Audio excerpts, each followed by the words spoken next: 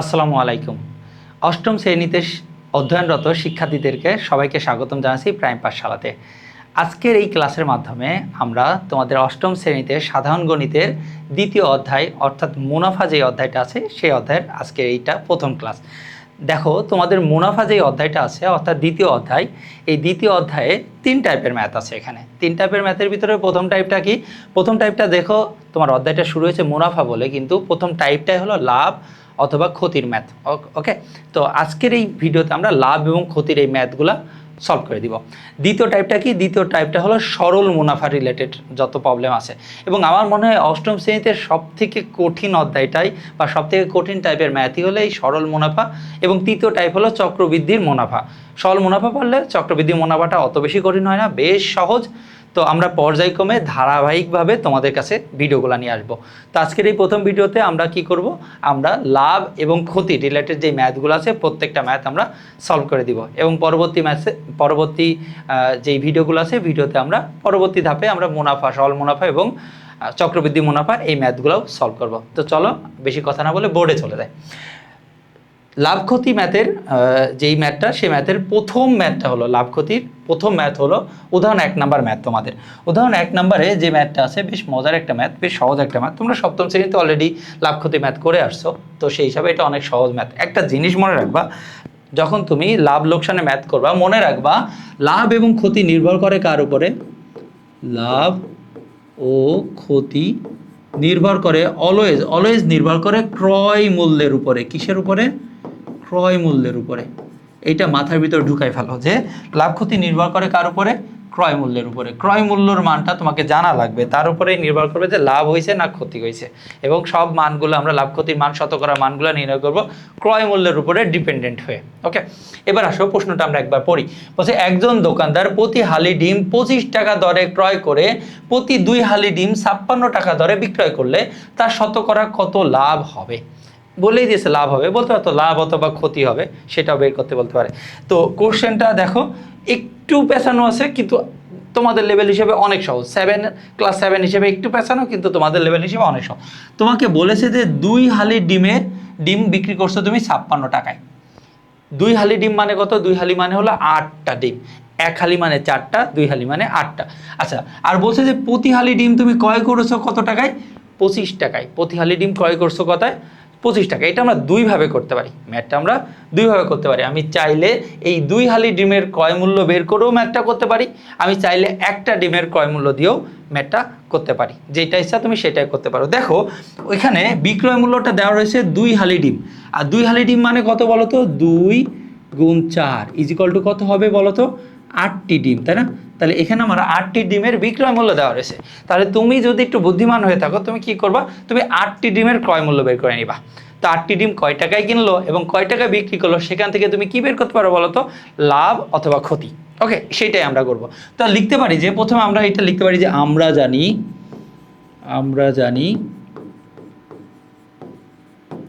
1 হালি সমান 4টি, এটা আমরা জানি। ওকে, এটা লিখ। তাহলে 2 হালি সমান কত হবে? 2 হালি সমান হবে 4 গুণ 2 ইজিক্যাল টু কত হবে? 8টি। এটা আমরা জানলাম 8টি, 2 হালি সমান 8টি। ওকে, এবার খেয়াল করো প্রতি হালি ডিমের ক্রয় মূল্য কত? 25 টাকা। তাহলে প্রশ্ন মতে আমরা লিখতে পারি যে 4টি ডিমের ক্রয় মূল্য, আমরা লিখতে পারি কি? 4টি ডিমের ক্রয় মূল্য কত টাকা বলো তো? 25 টাকা। 4টি ডিমের ক্রয় মূল্য কত? 25 টাকা। তাহলে আমার যেহেতু বিক্রয় মূল্য 8টা ডিমের দেওয়া রয়েছে, আমি বুদ্ধিমান হলে আমি কি করব? 8টা ডিমের ক্রয় মূল্য বের করে নেব। তাহলে আমরা লিখতে পারি একটি ডিমের, আমি লিখতে পারি কি? একটি ডিমের ক্রয় মূল্য কত হবে বলো তো?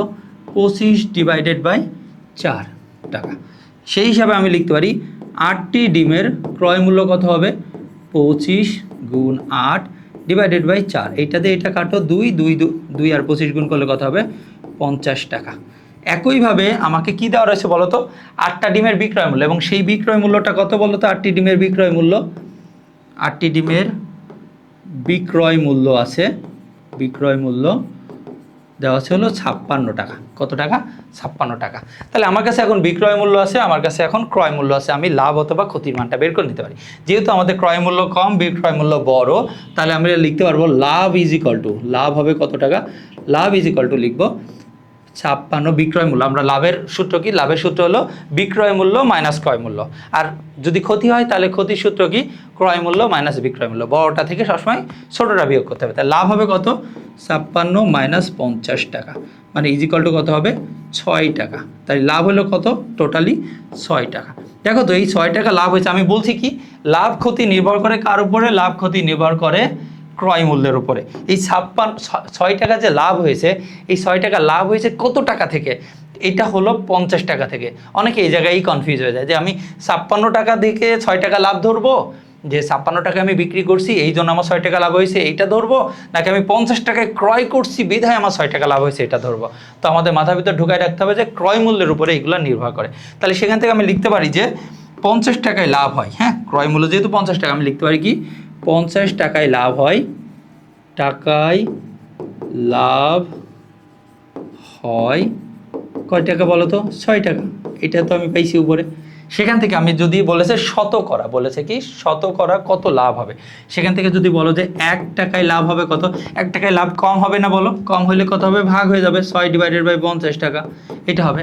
ঠিক একইভাবে আমি যদি বের করি 100 টাকা, 100 টাকায় মানে তো শতকরা, তাই না বলো? তাহলে সেটা কত হবে? 6 গুণ 100 ডিভাইডেড বাই 50।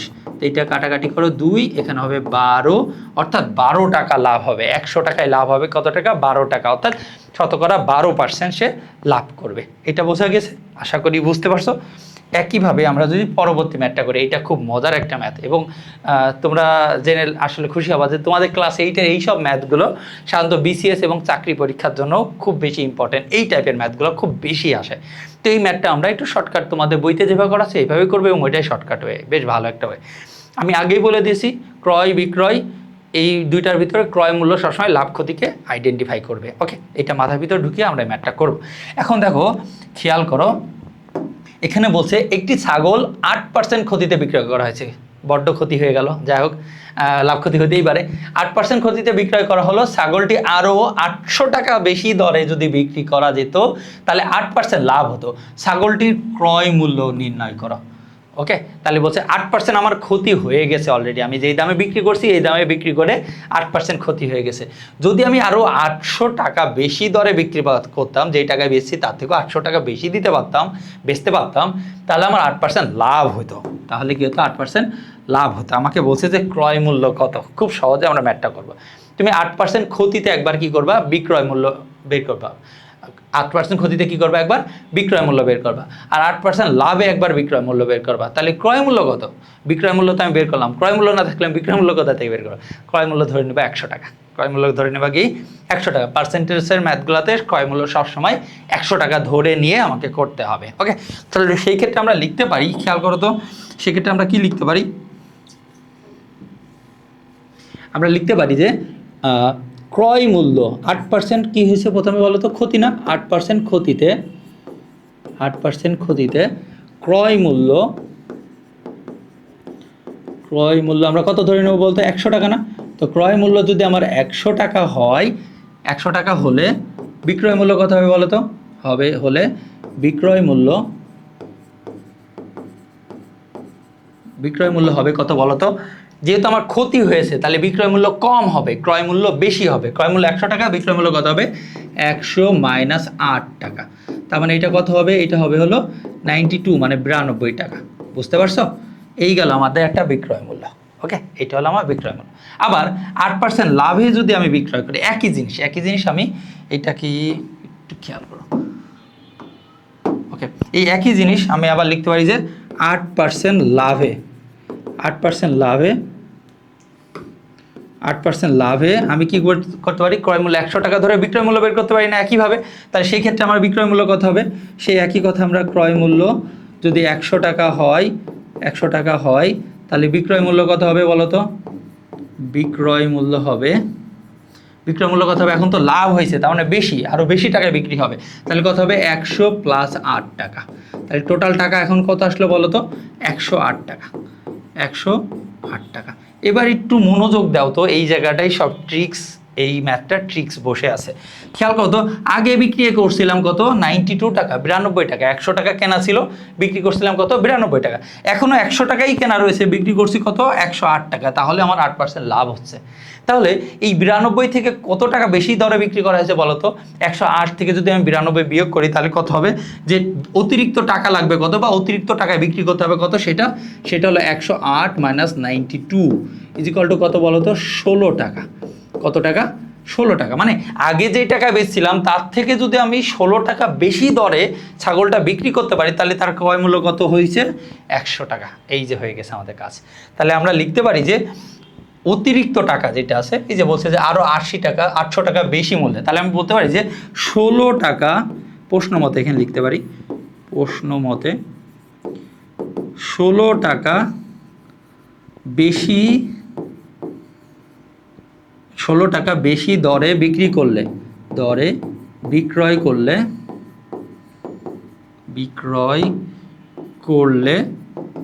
ক্রয় মূল্য কত হবে? ক্রয় মূল্য 100 টাকা। 100 টাকা। বুঝতে পারছো এই লাইনটা? যে আগের বিক্রয় মূল্য ছিল 92 টাকা, এখনকার বিক্রয় মূল্য 108 টাকা, তাহলে বেশি টাকা কত? 16 টাকা। 16 টাকা যদি আমি বেশি দরে বিক্রি করি তাহলে ক্রয় মূল্য হবে 100 টাকা। একইভাবে যদি আমি বলি 1 টাকা যদি বেশি দরে বিক্রি করি তাহলে অবশ্যই ক্রয় মূল্যটা আমার আরেকটু কমে যাবে, সেটা কত হবে? 100/16 টাকা। আর যদি আমি বলি এইটা কত টাকা বলেছে ওরা? 800 টাকা বেশি দরে, 800 টাকা যদি আমি বেশি দরে বিক্রয় করি তাহলে ক্রয় মূল্য কত হবে? ক্রয় মূল্য হবে 100 গুণ 800 ডিভাইডেড বাই 16। 16 দিয়ে 8 কাটো, 8 দুগুণে 16, সেই হিসাবে এখানে 2 আসে, আর এখানে আসে হলো 100, আর এই 2 দিয়ে যদি আমি 100কে কাটি বা এটাকে কাটি তাহলে হবে 50। বাংলায় লিখতে হবে এটা 50। 50 আর এটাকে যদি আমি গুণ করি তাহলে অ্যান্সার হবে কত? 5000 টাকা। তাহলে ছাগলটির ক্রয় মূল্য কত ছিল? 5000 টাকা। ছাগলটি 5000 টাকায় ক্রয় করা হয়েছিল। বুঝতে পারছো? তাহলে এখানে ব্যাপারটা কি ছিল? এখানে ব্যাপারটা ছিল হলো আমাদের দুইটার ভিতরে কি ছিল? পার্থক্য দেওয়া ছিল। দুইটা টাকার ভিতরে কি ছিল? বিক্রয় মূল্যের ভিতরে পার্থক্য দেওয়া ছিল, এবং সেই পার্থক্য থেকে আমরা কি করছি? ম্যাথটা সলভ করছি। আশা করি ম্যাথটা বুঝতে পারছো। আর তোমাদের যদি এই যে একটু আগে কি ছিল? লস ছিল না? বলো, 8% লস ছিল, তাই না? পরে 8% লাভ করতে গেলে কি করতে হয়েছে সেটা আমরা বের করতে চাইছি, তাই না? তোমরা যদি অনলাইন কোর্স কিনে লসে থাকো, অর্থাৎ তুমি অনেক টাকাতে কোর্স কিনছো অনলাইনে, কিন্তু তুমি বারবার লোকসান করতেছো, মানে তোমার স্যাটিসফাইড হচ্ছ না, টিচার তোমার মন মতো হচ্ছে না, প্রোডাক্টিভ ওয়েতে পড়াচ্ছে না, এবং মাস শেষে অনেক বেশি টাকা নিয়ে যাচ্ছে, এবং দেখা যাচ্ছে যে ফেসবুকে জাস্ট একটা লাইভ করাচ্ছে, কোর্সে এনরোল করিয়ে লাইভ করাচ্ছে, কিন্তু তার পাশাপাশি তোমার তেমন কোনো সাপোর্টই নাই। তো তুমি প্রাইম পাঠশালাকে একবার চেক আউট করতে পারো। তুমি যদি অষ্টম শ্রেণীর শিক্ষার্থী হয়ে থাকো, তোমাদের অলরেডি একটা কোর্স চলমান আছে, সেটা হলো বৈশাখী স্টার্টার্স অফার, যেটা তুমি মাত্র 150 টাকাতে এনরোল করতে পারবা, এবং জুম অ্যাপের মাধ্যমে লাইভ ক্লাস করতে পারবা, কথা বলতে পারবা, সকল কনফিউশন ডাউট সব কিছু দূর করতে পারবা। তো প্রাইম পাঠশালাকে অবশ্যই চেক আউট করো, এবং তুমি অষ্টম শ্রেণীর শিক্ষার্থী হলে অবশ্যই এনরোল করে একবার অন্তত প্রাইম পাঠশালার সাথে যুক্ত হয়ে দেখো। আশা করি তোমার সব ডাউট সলভ হয়ে যাবে। ওকে, পরবর্তী ম্যাথ বলছে যে একটি পণ্য দ্রব্য বিক্রয় করে পাইকারি বিক্রেতা 20%, খুব মজার ম্যাথ, এটা আসার মতো একটা ম্যাথ। বলছে কি যে, ভালো করে খেয়াল করো যে পাইকারি বিক্রেতা 20% লাভ করছে, পাইকারি বিক্রেতা 20% লাভ করছে। যেমন তোমাদের কাছে কোর্স বিক্রি করে বারবার ওই যে যারা লাভ করতেছে পাইকারি হারে বিক্রি করে, তাদের থেকে সাবধান। ওকে, তারপর বলছে যে খুচরা বিক্রেতা আবার 20% লাভ করে। তাহলে পাইকারি বিক্রেতা 20% লাভ করছে, সেখান থেকে কিনে খুচরা বিক্রেতা আবার লাভ করে আবার 20% লাভ করছে। বুঝতে পারছো? ধরো একজন পাইকার আছে, সে কিনে নিয়ে আসছে কার কাছ থেকে? কৃষকের কাছ থেকে কিনে নিয়ে আসে, সে কি করছে? 20% যেই টাকাতে কিনছে তার থেকে 20% লাভে খুচরা বিক্রেতার কাছে বেচছে। খুচরা বিক্রেতা ওইটা কিনে নিয়ে এসে যেই টাকাতে কিনছে তার 20% লাভে আবার কাকে বেচছে? আমাদের মতো সাধারণ পাবলিকের কাছে বিক্রি করছে। এখন বলছে যে যদি দ্রব্যটি খুচরা বিক্রয় মূল্য হয় 576 টাকা, কত? 576 টাকা, তবে পাইকারি বিক্রেতার ক্রয় মূল্য কত ছিল? দেখো, খুব সুন্দর একটা ম্যাথ। তাহলে আমরা একটা দ্রব্য বাজার থেকে 560 টাকা দিয়ে 576 টাকাতে কিনে নিয়ে আসলাম, এইটা আসলে ওই দোকানদার আমার কাছে 20% লাভ করছে, তাহলে দোকানদারের ক্রয় মূল্য কত ছিল আমি বের করে নিতে পারবো এখান থেকে। ঠিক তেমনইভাবে খুচরা বিক্রেতার ক্রয় মূল্যই হবে কি, খুচরা বিক্রেতার ক্রয় মূল্য হবে পাইকারি বিক্রেতার বিক্রয় মূল্য, সেটা ধরে আবার পাইকারি বিক্রেতার ক্রয় মূল্য আমরা বের করব। চলো ধাপে ধাপে আমরা করতে থাকি। আমরা একটা গ্রাফ বা একটা পাথওয়ে দেখানোর চেষ্টা করি। মনে করো তোমার কাছে এখানে আছে পাইকারি বিক্রেতা, কি আছে প্রথমে আছে পাইকারি বিক্রেতা, পাইকারি, তাই না, পাইকারি বিক্রেতা। পাইকারি বিক্রেতার পর এখানে আছে ধরো খুচরা বিক্রেতা, তারপরে আছে হলো ক্রেতা, আমরা ক্রেতা। ওকে, দেখো পাইকারি বিক্রেতা যখন খুচরা বিক্রেতাকে বিক্রি করছে, পাইকারি বিক্রেতা নিশ্চয়ই কার কাছ থেকে কিনে নিয়ে আসছে বলো তো? পাইকারি বিক্রেতা কিনে নিয়ে আসছে সাপোজ কৃষকের কাছ থেকে কিনে নিয়ে আসছে, হ্যাঁ, কৃষকের কাছ থেকে। তো কৃষকের কাছ থেকেও কিনছে, দেখো কৃষকের কাছ থেকে যেই টাকায় কিনছে তার থেকে আবার 20% সে লাভ করে কার কাছে দিচ্ছে? খুচরা বিক্রেতার কাছে বিক্রি করছে। খুচরা বিক্রেতা যেই টাকায় কিনছে তার থেকে আবার 20% লাভ করে কার কাছে বিক্রি করছে? ক্রেতার কাছে বিক্রি করছে।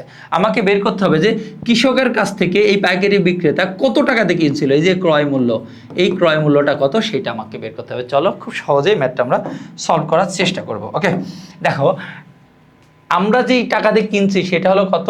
আমরা এই যে এখানে এই টাকাটা কত? 576 টাকা। কত টাকা? 576 টাকা দিয়ে আমরা এই দ্রব্যটা কিনছি। এখন আমার কাছে লাভ করছে কত পার্সেন্ট বলো তো? 20% লাভ করছে। যেহেতু 20% লাভ করছে, আমি 576 থেকে যদি 20% বিয়োগ করে দিতে পারি, মানে 20%-এর এই অংশটা যদি বিয়োগ করতে পারি, তাহলে আমি খুচরা বিক্রেতার ক্রয় মূল্য পেয়ে যাব। তো খুচরা বিক্রেতার ক্রয় মূল্য চলো আমরা বের করি। ওকে, এটা হলো কি? এটা হলো বিক্রয় মূল্য, আমাদের ক্রয় মূল্য, ক্রেতার ক্রয় মূল্য, আর ওই খুচরা বিক্রেতার কি? খুচরা বিক্রেতার বিক্রয় মূল্য। তোর বিক্রয় মূল্য ধরে আমরা ওর ক্রয় মূল্যটা বের করি। তাহলে আমরা লিখতে পারি, দেখো তো 20% লাভ করছে, তাই না? আমি লিখতে পারি যে 20% লাভে, 20% লাভে আমি কি বলতে পারি? 20% লাভে আমরা বলতে পারি ক্রয় মূল্য 100 টাকা হলে, 100 টাকা হলে বিক্রয় মূল্য কত হবে বলো তো? বিক্রয় মূল্য, যেহেতু 20% লাভ, তাহলে 120 টাকা হবে বলো? 120 টাকা। তাহলে খেয়াল করো, ওই যে খুচরা বিক্রেতার ক্ষেত্রে এখানে লিখে দেবো আমরা, হ্যাঁ, খুচরা বিক্রেতার ক্ষেত্রে। তো খুচরা বিক্রেতার ক্ষেত্রে বিক্রয় মূল্য যদি 120 টাকা হয়, ক্রয় মূল্য কত হয়? 100 টাকা। এটাকেই জাস্ট ঘুরাই দিতে হবে, হ্যাঁ। একবারে তুমি ঘুরিয়েও লিখতে পারো, একবারে ঘুরিয়ে লিখলেই ভালো, তবে তোমাদের বোঝানোর জন্য আমরা এটা এইভাবে লিখছি, একবারে ঘুরিয়ে লিখলে আরও ভালো। তো আমরা চাইলে এই অংশটা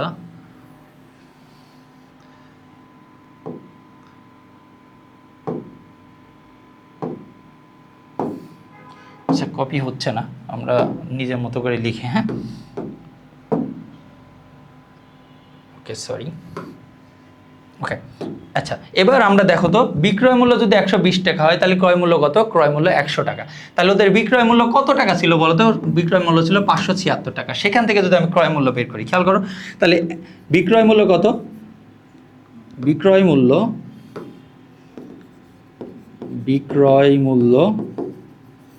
120 টাকা হলে ক্রয় মূল্য কত বলো তো? ক্রয় মূল্য কত হবে? 100 টাকা। ক্রয় মূল্য 100 টাকা। এখান থেকে যদি আমরা বিক্রয় মূল্য কত? 576 টাকা। তাহলে বিক্রয় মূল্য যদি 576 টাকা হয়, তাহলে ক্রয় মূল্য কত হবে বলো তো? 100 গুণ 576 ডিভাইডেড বাই কত হবে? Divided by 120। এটাকে যদি আমি ক্যালকুলেট করি, তাহলে মানটা কত আসে? মানটা হবে 100 ইন্টু 576 ভাগ 120। এখান থেকে কত হয়? 480 টাকা। কত টাকা? এটা বাংলায় লিখতে হবে, 480 টাকা।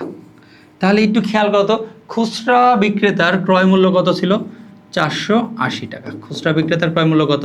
480 টাকা। খুচরা বিক্রেতার ক্রয় মূল্যই কি বলতো? পাইকারি বিক্রেতার বিক্রয় মূল্য না?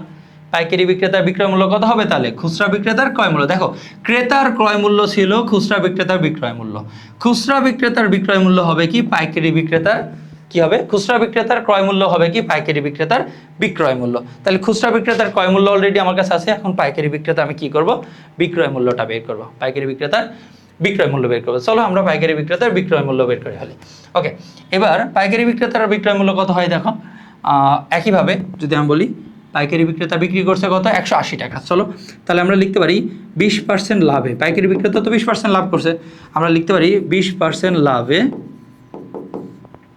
পাইকারি বিক্রেতার, হ্যাঁ এইটা লিখবো হলো পাইকারি বিক্রেতার ক্ষেত্রে। হ্যাঁ আচ্ছা 20% লাভে আমি কি লিখতে পারি, 20% লাভে বিক্রয় মূল্য 120 টাকা হলে ক্রয় মূল্য 100 টাকা, আমি ডিরেক্ট লিখতেছি। হ্যাঁ তাহলে বিক্রয় মূল্য কত,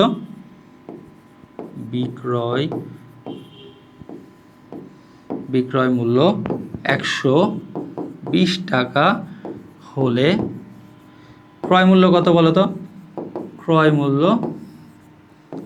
100 টাকা, ক্রয় মূল্য 100 টাকা। ওকে এটা একই রকম আগের বার যেমন করছো ঠিক তেমনই করো। তাহলে ওর বিক্রয় মূল্য কত বলতো, ওর বিক্রয় মূল্য হলো 480 টাকা, ওর বিক্রয় মূল্য কত 480 টাকা। খুচরা বিক্রেতার ক্রয় মূল্য, পাইকারি বিক্রেতার বিক্রয় মূল্য 480 টাকা হলে ক্রয় মূল্য কত হবে বলো তো, ক্রয় মূল্য হবে 100 গুণ 480 ডিভাইডেড বাই কত হবে, 480 ডিভাইডেড বাই 120। এটা যদি আমি বের করি অ্যান্সার হয়ে যাবে আমাদের। তাহলে টোটাল অ্যান্সারটা কত হয় চলো তো আমরা একটু দেখি। অ্যান্সারটা হলো 100 গুণ 480 ভাগ 120, এটা হয় হলো 400 টাকা, এটা হবে কত 400 টাকা। তাহলে পাইকারি বিক্রেতার ক্রয় মূল্য কত আসলো, পাইকারি বিক্রেতার ক্রয় মূল্য আসলো 400 টাকা, যেটা আমরা ক্রেতারা কিনছিলাম কত 576 টাকা। তাহলে ব্যাপারটা বুঝতে পারছো, ব্যাপারটা হলো যে একজনের ক্রয় মূল্য আর একজনের বিক্রয় মূল্য সমান। যেমন আমাদের ক্রেতার যেটা ক্রয় মূল্য ছিল সেটা খুচরা বিক্রেতার বিক্রয় মূল্য, খুচরা বিক্রেতা যেটা বিক্রয় মূল্য ছিল সেটা হলো আবার ক্রেতার ক্রয় মূল্য হয়ে গেছে। ওকে খুচরা বিক্রেতার যেইটা আবার দেখো তো ক্রয় মূল্য, সেইটা আবার পাইকারি বিক্রেতার বিক্রয় মূল্য। ওকে সেই পাইকারি বিক্রেতার বিক্রয় মূল্য থেকে আমি কি বের করছি, পাইকারি বিক্রেতার বিক্রয় মূল্য অর্থাৎ খুচরা বিক্রেতার ক্রয় মূল্য থেকে পাইকারি বিক্রেতার বিক্রয় মূল্য পাইছি, সেই বিক্রয় মূল্য থেকে আমি কি বের করছি, পাইকারি বিক্রেতার ক্রয় মূল্য বের করছি। আশা করি ম্যাথটা বুঝতে পারছো।